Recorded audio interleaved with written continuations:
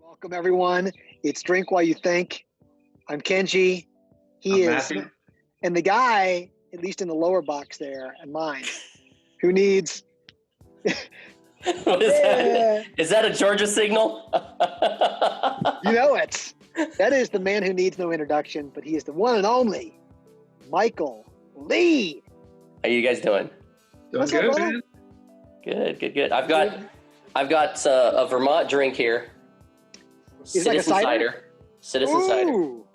This is called the Dirty Mayor. The Dirty Mayor Cider. Yes, nice. Dirty Mayor. Okay, Matthew, what do you got?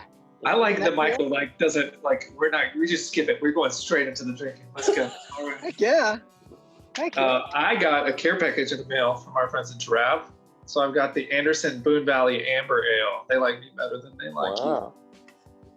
They do. And by the way, I take offense to that because last week we had my Amber Ale. So you can compare it to my Amber Ale. Last week, Michael, we drank a beer that I brewed. It was an Amber Ale. I guess they saw it and they're like, oh, you need a real one. So this is the Boont Amber Ale. So. Yeah, I'm going to blame that on Blake then. Thanks, Blake Oliver. Thanks, Martin. I'm drinking. Ryan said it. Who said it? Ryan. Ryan said it. I'm drinking the Wicked Weed Pernicious Ale IPA. This one's always a good one. Hey, fellas. Cheers. Cheers to Memorial Day weekend. Memorial Day weekend. So, Matthew, is that better than the one I brewed?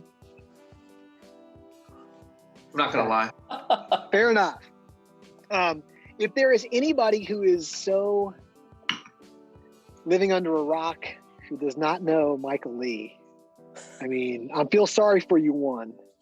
But two, you get to meet him today, which is amazing. All right, Michael, give the high level. Who's Michael Lee? What the heck are you doing? I'm in Burlington, Vermont. Ooh. And finally. Huh? I heard you had a story of you were kind of stuck somewhere for a while. Yeah. Trying to get to Vermont.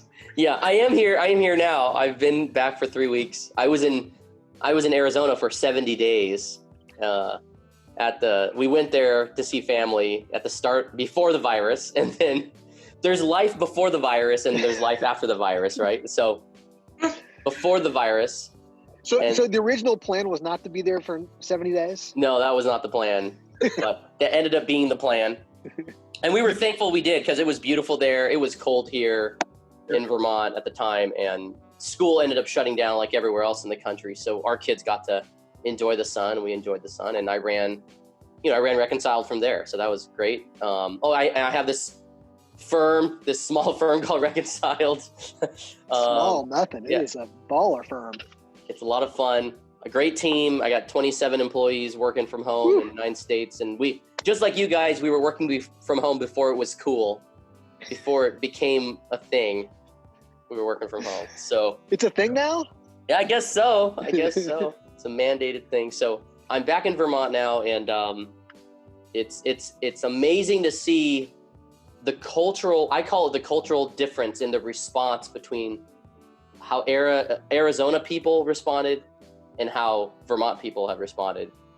How would you describe it? Is it like the way that John McCain would have handled it versus the way that Bernie would have handled it, or is that a bad analogy? I think I don't know. I think it's the I would compare it to like the Wild West, the wild cowboy and Indians. Life is risky anyways, kind of Arizona response, versus winter is now permanently here, stay indoors. And that's what it feels like in Vermont, even though it's like 80 outside right now. It feels like, it's permanent winter now for at least the next year. So, Fair enough. So, okay, you got Reconciled, but don't you have other businesses too? I mean, you're not one to just have one business. Don't you usually have other things going on as well? Well, they like to say everything in numbers is stronger, I guess, except for marriage. You want to You want to stay married to one. You weren't out in person. Utah, were you? Okay, just making Yeah, sure. yeah. I think they just legalized. What is it? They finally. They I think did? that's what it is. They finally, Wow. It's finally now legal to have multiple spouses. Which, It to your is. point, You're just making your point. it up. No, I think I saw that. To your Wow. point, that doesn't seem like a very good idea to me either. No, I It mean, was on the internet. It must be true. it didn't work too well for that guy in Waco. You know, I've been watching is it David Koresh, the Yeah, Netflix? he was Matthew's neighbor. I'm just kidding. Was he? Did you ever know David when you were at Waco? Matthew lived in Waco. It burned down the summer before I moved to Waco. Oh, Okay. And it's 45 minutes outside of Waco. It's not really in Waco. yeah, just in time. Just in time for Matthew to get his accounting degree. Yeah. So we just released our first version of this app called SaaSable. When I say we, I mean this separate company called SaaSable that I started last October, to help measure recurring revenue and people who measure recurring revenue. So we just released that this week, our first version, and so people can use it for free at SaaSable.io. So we're getting early feedback from accountants and other people that help measure recurring revenue metrics, and that's it's a lot of fun. But I think starting and running companies is fun, and anybody that would tell you that you get into this to make a ton of money every time is an idiot. You don't do that for this reason. There's a lot of other things you can do to make a lot of money faster, right? This is not one of them. Starting companies is not one of them. And so those may be some of the best words about being an entrepreneur I've heard. Like that's just, there you go. Let's get that out of the way and let's let people understand that. Right. Yeah, because knowing you guys, any one of us could go and probably, especially if you were early on in a startup, you could go out into market and make a lot of money as a CFO, as a controller for a long time and be pretty comfortable, but that's not why you do this, right? Correct. You don't do this to be comfortable. You do it because it's exciting to build things. And and I was going to say, I think you enjoy building something because I think if all of us either stayed in public accounting, or stayed in traditional accounting and not jumped off to build something, I have lots of friends who have done that, and I think they've all made plenty of money. I don't think they're having as much fun as the three of us are. Right. No way. Right. Building things. While they're doing their municipal audit, they're not drinking on a Friday at 4 p.m. They're not. Their weekly routine does not include getting together with people on YouTube. And it does not. They're too busy grinding out. But speaking of, back to things like not cloud accounting and running firms like we do. I heard a rumor about you in the past, Mr. Lee. Is it possible you were the youngest controller ever? Like, is this a possibility? I don't know. I don't measure that stuff. I don't know. It is a rumor. I don't keep track of the ages of when people start their jobs across the country. Handing out titles very easily. But I think you had a very early accounting job. Is this true? And you were like, did you have the title of controller while you were there? Yeah, that was my title. Yeah. How old were you? I was 16. Whoa. Yeah, I was pretty young. Yeah, I was really young. 16-year-old controller? That's got to be. Yeah, it was young. Yeah, it was young. really young. Yeah. So accounting's been in the blood forever. It has. I got lucky. I had a great mentor. The mentor of mine happened to be now my brother-in-law. He married my sister. Yeah. But I worked for him every summer I worked for him. I'm not going to mention his name, so I can tell. I worked for him from basically age 12 till 16 for every summer, because for some reason his boss was willing to pay me under the table in cash. So I did database work like in Lotus 123 and stuff.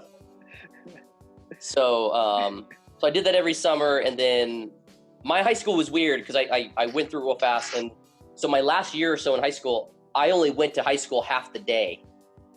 And then the second half I could go to work. I could go to a job. So I went to this company in Arizona that my brother-in-law was the controller at. And then when he left, they gave me his job because I knew I was the only one that knew his job. And I was 16 years old. So I took the job. It was a lot of fun. I learned a ton. It was a lot of fun. Oh man. I mean, you know, the crazy ways we get into accounting. And also I realized, okay, so yeah, I was doing a little bit of research on your background. Also, I realized you worked at Tatum. I didn't realize you had worked at Tatum. Yeah. How long were you at Tatum for? I think it was there for maybe 2 years Okay. in their Seattle office.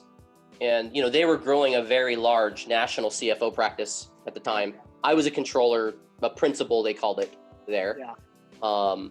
And I might have been the youngest. I probably was the youngest principal in the firm. I was 25, I think, or 24 when I started as a principal there. And all of my peers there were late 30s, early 40s. Because I remember going to the first company party with my wife, Shannon, with Shannon. Yeah. And I think they were really puzzled, like, is this an intern? Like, do we start accepting interns? Is this one of the children of the CFOs, But then they realized, oh, he does our job too. It was really funny. But so Tatum was a really, really cool in the space. I didn't know you were familiar with them, but yeah, well, it's funny because I don't know if that was after Ronstadt acquired them or before. Or... It was before they were sold. Yeah, it was before they sold to okay. Rancid, yeah. So yeah, Doug Tatum. I knew Doug Tatum. He was a bit of a mentor to me. Really kind of Acuity in its very early days because they were kind of here in Atlanta, and so we built the early parts of Acuity. We kind of built based off the Tatum model. We were very much looking at Tatum. We used to do some joint projects with them. Doug Tatum used to kind of invite us in, like some of the management team meetings. We got to see it really early on. So, and I actually always remember Doug telling me, this is when they were kind of doing it, he said, if you can start early on by adding levels below CFO, he's like, that's really going to do you a service, right? So I think for a long time, it was just Tatum CFO they were kind of known as. And so they had the controller practice. So anyway, we had that commonality, like of Doug, he was, got to know those guys, held them in high regard. And they were kind of what we used to target, like, okay, we want to be like those guys. That's cool. And grow something, but we wanted to do it. Our desire was to do it a little bit more for small business and entrepreneurs. We liked that in the startup space.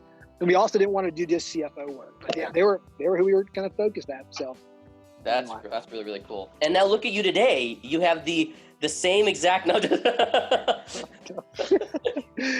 it is funny, like you and I, okay, we've talked before about, I think, some interesting similarities that really reconcile that Acuity has. Like, right. I think I look at the way you guys even like speak about your bookkeepers, you call them, cloud specialists. We call them the same thing as well too. Like we're the same way too.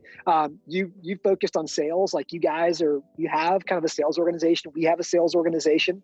Mm-hmm. I mean, I think those things are a little bit still unusual. I think for cloud firms, having kind of a sales function and kind of doing outbound sales, but that's something you're a believer in, right? That's kind of going out there and like, prospecting. I mean, put it out all on the table, sell everything possible, right? Yeah. You know what I'm talking about, Matt? You know what I'm talking Matthew about? knows exactly what you're talking about. This is the Matthew style. They're called Matthew specials at Acuity. Exactly. Sell whatever you can. You don't want to just sell. I think the rule of thumb is, and which is what accounting firms probably a lot of them stay away from, but I think what you guys do and what we do is, you don't want to just sell what you know you can do.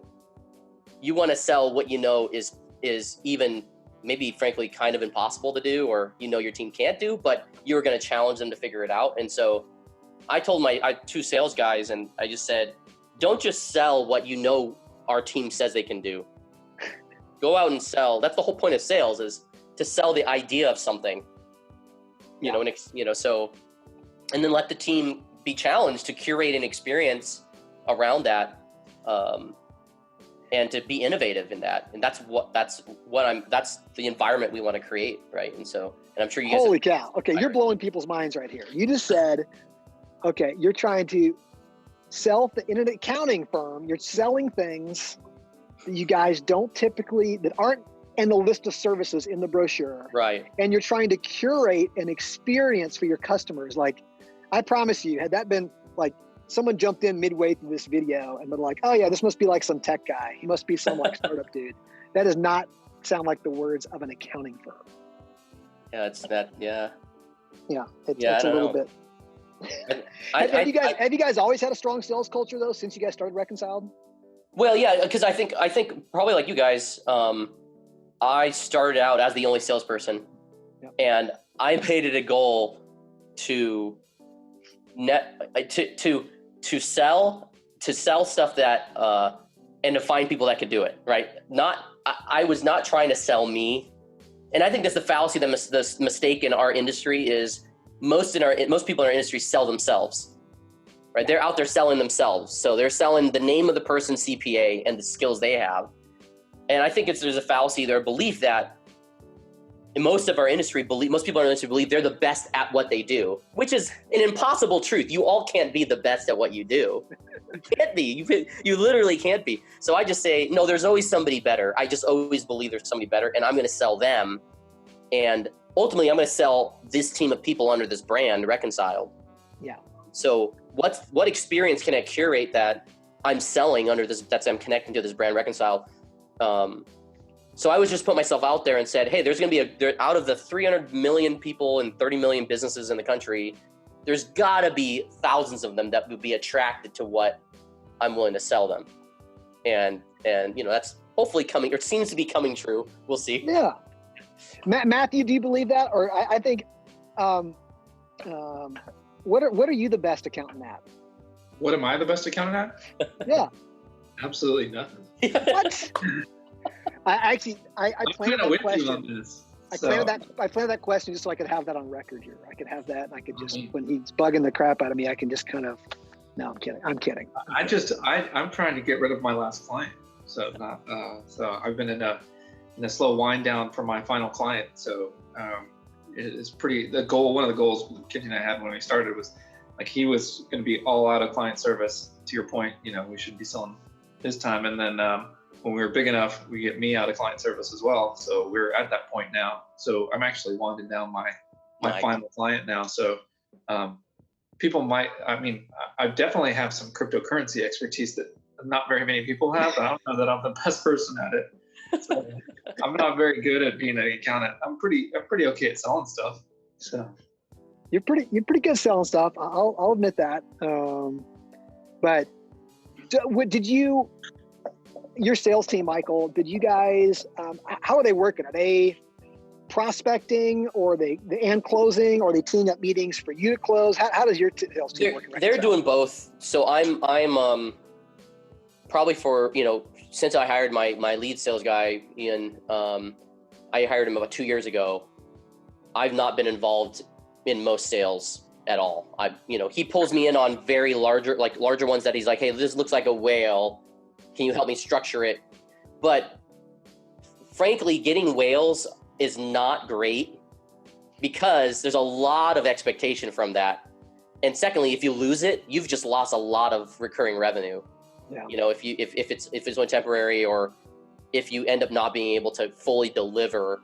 So I prefer that we consistently grow on smaller deals, at 1,000 a month or 2,000 a month. Because if you lose one of those, it's not a big deal. Yeah. You can, and there's a lot of room to not have to be perfect in a deal like that. You can deliver a good enough product. And I would say we're not the best in the world at what we do.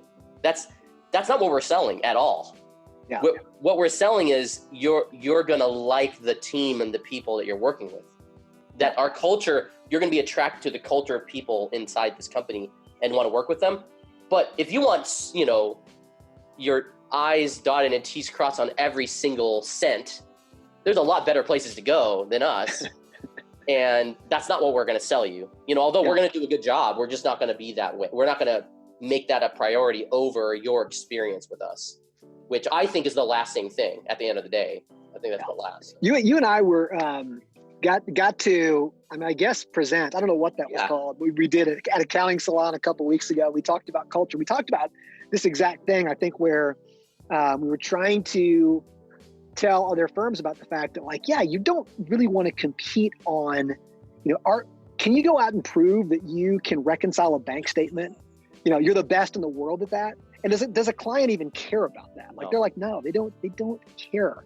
How, it is going to be, all right, do I like working with this person? And I think that's a difficult place for accountants to get their head in, right? We've been trained to be technicians. We've been trained to be excellent in our skill set. And that's kind of the way that we've always been kind of taught to measure ourselves. And this whole curating an experience is like, wait, that's for some kind of marketing company, isn't it? Or someone with some kind of funky app. And I think a lot of accountants have missed out on that, right? To where that's, if you were to ask the client, they're like, no, I just don't like to do bookkeeping. And I'd rather you do it. And I'm going to have to interact with you. So it'd be nice to like enjoy interacting with you. So, but what would you say, Matt, what would you say, because you're out there obviously slinging deals and closing them really well. Like what is it that a customer says, hey, like Acuity's markedly different in this way? And I suspect it's not because like you're like, hey, we are 100% guaranteed the best at accounting in the world. I mean, oh no, yeah. There's no like I would say, unlike most things, because we have an outbound sales team, we're the only option they're considering at the time. Right. So it's not like they're comparing us to apples and oranges. They're deciding whether to do it themselves or not. A lot. At least pre-COVID, we were focused heavily on people. Our ideal client profile was a 7 to 10 person company where the owner was still doing the bookkeeping themselves, and we wanted to pick them out of it, right? So we're trying to pick them off right there. Now it's a little different. Now we're seeing a little more competition because we've noticed in downturns typically that then people are firing people, so you're doing bigger engagements, you're replacing a full-time person with part-time help. So it might be a little more competitive, but there's urgency that it usually isn't. There's urgency. It's like they fired people and now they don't know what to do, right? Right. And a lot of that is coming where they're going to fire people and then not know what to do it for 3 months, not do anything for 3 months, and then we'll have to clean it up and catch it up and do stuff like that. But I'm with you. I mean, we don't really sell that we do it better than everybody. We sell that we have a consistent process. We sell that we have a team of recurring individuals, that we sell that we have a plan. If somebody gets hit by a bus on our team, like their alternative is to hire it in-house. If that person gets hit by a bus, what do they do, right? So we sell them that we have a contingency plan if somebody gets sick, or we had somebody get COVID diagnosed this week. Like, oh wow, we have a full plan for transitioning all of our clients immediately, right? We've been through, we've been through the scenarios, unfortunately. Like we've been around long enough to where we've had a bookkeeper pass away. We've had somebody have a hurricane hit their house and they'd be completely out of touch for 3 weeks. Like we've had to make sure all those clients have consistency. So we have a process for the normal process, because most of our clients at best would have one accountant in-house, and we give them like some backup. And so we do a lot of selling on that, where we can just tell stories. It's like life happens and it's terrible and tragic and stuff. We just need a plan to keep your business. So that's why we would focus a lot on the workflow tools, a lot on the consistency tools. And we're getting better at it too, to where we some of these things happen to you and you build these processes in place, right? Like that's not something you're really ready for ever the first time it happens. Yeah, that makes a lot of sense. I think so many of our processes we end up building are based off of like, whoops, that went wrong, right? That's like, how do we not have that happen a second time? Yeah. So, yeah, we learn everything. We tell it, like always, we say, we say this a lot. We just screw up a lot. So we try not to do is screw up twice the same way. Right. Across all 500 clients, right? Or 400 clients, whatever we're at, somewhere between 400 and 500 now. So we try to only screw up once across the client base and then fix it for everybody, right? Right. So it's aspirational. I think that's one of like Matthew's good sayings. We definitely espouse that. It's one of Matthew's good sayings is, hey, let's go in and screw this up. Like, let's go plan to screw this up. Now, I'll say in Matthew terminology, he doesn't use the word screw up. He's being good in PG-13 here in this situation. But that is the expectation we set with people. Like, yeah, we're probably going to mess this up. Don't worry about it. And I think that's more. I mean, why not try something crazy? I mean, you showed me a bunch of crazy stuff, wild stuff you guys do at Reconciled. I think one of the cool things about you, and I've normally given Will Lopez credit on this. Well, let's not give him too much credit, but like, he's done some very kind of pretty videos and all of his very funny, kind of highly produced. I'm not sure anybody's put out as much video content though as you. Like, how many different things? I mean, you do a bunch of stuff internally at Reconciled. You show them the monthly stuff, but like, dude, you over on Facebook, everything with like Friday Night Live, right? That's one of the things you guys have been doing for a while. Aren't you doing like a daily? Are you just doing like a daily COVID thing? I mean, you were putting out lots of video content. Yeah, video is something that over the past year and a half, 2 years, I've definitely invested a lot of time in and effort, and mainly to continue to build brand awareness, both for me personally, but also for the brands that I represent, right, that I'm connected with. And so it's been a lot of fun, and I feel more myself in that environment than writing a blog post. I don't write any of the blog posts that come out from me. I don't write any of them because I can't write like as eloquently as I can communicate, and then someone just kind of puts that together in a nice grammatical form. Otherwise, it looks like Mandarin when it comes out, even though I don't know Mandarin, So that's been really, really helpful. So, I think you got to find the avenue that you're just natural, you feel natural with, and you start, you go there. And so video has been a big one. So I enjoy venues like this, but also, even if like Kenji, when we did that accounting salon, like having to put PowerPoint stuff together, I'm like, I don't feel normal. Like, it's so like, dude, it's like, it was awkward. You're like, a bullet point and font. It's just not. It's funny because my wife is a writer, and we met in college, and here I was accounting, and here she was like an English major, and so we were always like, your numbers, she's words, like it's just this. And every time I get into words, like it's like, this is really not my medium at all. Like it just doesn't feel right. It's takes me too long to do. But like, we got some, for the most part, pretty good feedback on the presentation of the accounting salon. Yeah. But you and I were like, there really was no practice. So we jumped in there. Fun.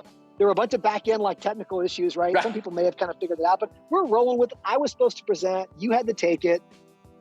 You were like flipping screens around. Like, I think any other person would have lost their mind, but like the whole I showed people my Slack channel, whatever. Yeah, exactly. We were all over the place, but to your point of being comfortable in that, like you've certainly spent a lot of time there. I think it's a place, man. You guys went through. I mean, you guys were around, and Kenji, I think, did you have the firm during the 2008 yes downturn? And so when you think back about like lessons learned from that period, because obviously the business is still here, and Matt, you weren't part of the business then, right? But now, so the business is still here. You've grown, obviously. You have Matt leading the charge, helping lead the charge too, and your partner is like, what lessons from that time? I know it's a very different situation, but what can you apply from then that are very relevant especially for firm owners like you and me? Yeah. I think that the first thing is we actually saw some of the same thing, right? Where suddenly us in the accounting profession feel popular and feel important again. Like it's like, whoa, clients are actually reaching out for help. Like, oh no, I need some help. So I think that's actually, and I think most of us have experienced that during COVID here, is all the stuff around the PPP, all this, CARES Act and EIDL. We've had a tremendous amount of all of a sudden clients turning back to us. In many cases, hey, can you guys just do my books for me? And like, don't hassle me with the accounting because I hate it. All of a sudden now they're kind of facing back. And the same thing happened in 2008. So we saw an opportunity to kind of reconnect with clients. The other one that actually Matthew mentioned earlier was in these downturns, we saw this in 2008.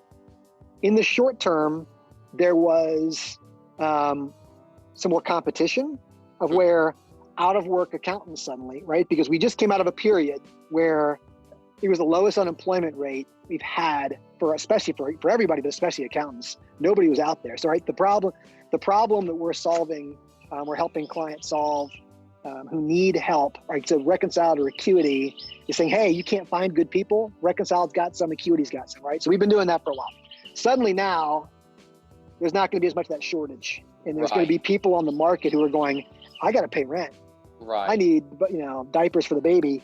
And they're going to go out there and like, hey, I'm not working, and pick up bookkeeping jobs and all kinds of things. So we saw a little bit of a short-term, as Matthew mentioned, like competitiveness suddenly where, okay, now you can maybe find someone a little overqualified who's willing to give you a nice rate. Right. But then we saw also coming out of 2008 is once the economy starts coming back, those people just flood back in the market into traditional higher paying jobs. And, then there's a great space left open for firms like ours. And in particular, I think it allows the businesses to rethink a little bit about how they staff up their firms, right? They go, oh, I had to do that a little differently. Actually, that wasn't so bad. So I think, again, there's a little bit of this short-term dip we get through that's kind of a little bit competitive.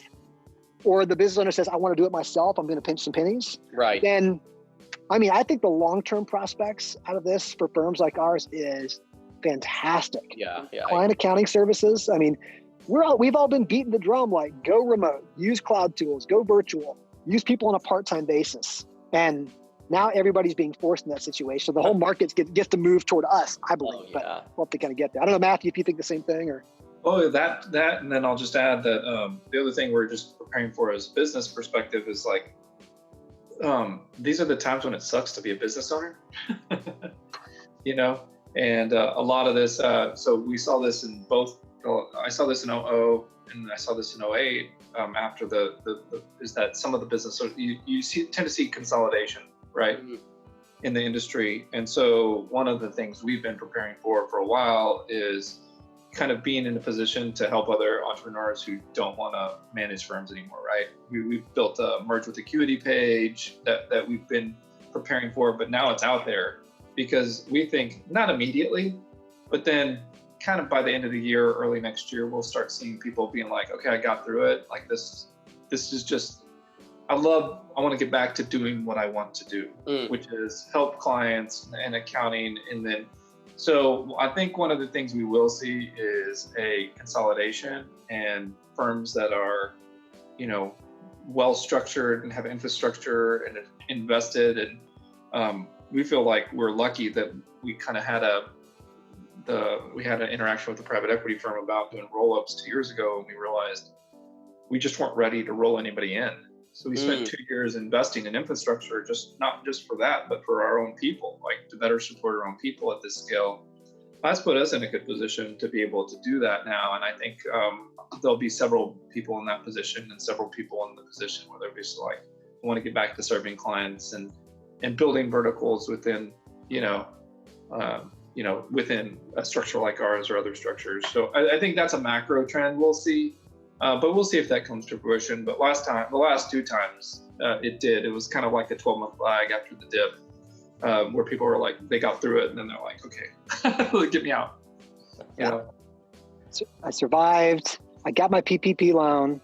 I paid it back, and I'm out. Never make me go through that whole stressful thing again, right? I mean, that's going to be that. It looks like I got a note to self after this call. Go to the merge with Acuity landing page. We're trying to be like you. Our main nav. It's on the about section. We were like, we're trying to be like you, dude. You've already been doing this. You've already kind of done some kind of powered by, reconciled situations and stuff like that. So, I totally agree, Matt. We're right now evaluating a handful of smaller firms to acquire this year. We hope we can get one or two done by the end of the summer, and then I think there's a lot of opportunity. And then there are people 20, 30 years our seniors, right, that are going to be putting their firms on the market, and there's going to be a flood of firms for sale that are in all different kinds of, they're doing tax audit and a mix of write-up and stuff. But there's a definitely, what's the belief you buy low and sell high, and right now is an opportunity to buy low, or to buy lower than what would normally happen in a really nice market. It'll be very interesting. I think that's not just for accounting, but for any industry right now, where entrepreneurs are kind of like, I'm rethinking my whole life. I don't want to be involved in this anymore. And so that's, that'll be very interesting to see. It will be. They're going to go, I got back to farming in my own backyard and brewing my own beer and raising chickens and all kinds of things like this. And like, they're going to go, I like that better. And they moved to Vermont, basically. And they moved to Vermont. Boom. All those things. All those things. That's where you do all things. Dude, I appreciate you being on. I think the only challenge is, I don't know if we've ever had an invite to Friday Night Lights, or if you have to have one. Or Friday Night Lights. Friday night. How's it called? Friday Nights? Live. Yeah. Sorry, I was thinking football. Friday Night Lights. Are you always thinking football? I think you're always thinking football. Matthew and I are always thinking football. Yeah. We're always thinking football. That's a Southern thing, right? That must be a Southern thing. It's a very Southern thing. We're kind of immersed in that. But I do appreciate you coming on. We both appreciate you coming on, my man. You're someone who we love hanging out with. We draw a lot of inspiration from. Thanks, guys. Yeah. I guess in my final question, Well, we have two final ones. So we always go and rate our drink, first of all. So we'll go do that in a second on a scale of 1 to 5. But I also have another random question for you. And we'll close with this then we rate. In a dance battle. In a dance battle, okay. Who would win between the three of us and Will Lopez? We mentioned Will on here too. What would be the order of best to worst dancer? You're the guest. I don't know. Will's pretty good. I'm pretty good. So I don't know. I think I would. Will would beat me. And, really? Okay. Yeah, I think Will would beat me. But I'm pretty sure like it would be me, Will, or Will, me, and then you guys would be like probably right. we had actually a little like Dancing Matthew, we called it. He was on the website like in a little hidden place at one point, like Dancing Matthew. Yeah, I think it probably goes somewhere you will. The Acuity guys are coming in last. I'm even behind Matthew. These Matthews danced on our website. But yeah, Michael's known as being a pretty good dancer. What'd you say, Matt? I think I'm dead ass last. I'm pretty sure. I think we fucking done this before. Yeah, man. Will wins on stamina. Like it's not just that he can dance. He can dance for like a long time straight. Like I've never seen anybody be able to dance funny. that long. So. Well, listen, I think the only person who's ever been nervous about his dancing than anybody else has been Will. Like, he's like, Michael Lee's got some moves. I've seen Michael bust them out at the accounting conferences. I think I saw it on the accounting salon bus in New Orleans. He was throwing down. All right, let's go. Let's rate our drinks. Let me pull it up real quick. Now that we've established which tier we're in the dance move. Dance moves. Rate the drinks. How do you do this? Yeah, look at this. It's easy. I'll show you how to do this. So we'll go with Matthew's first. Matthew had the Anderson Valley. Boont. What's it called?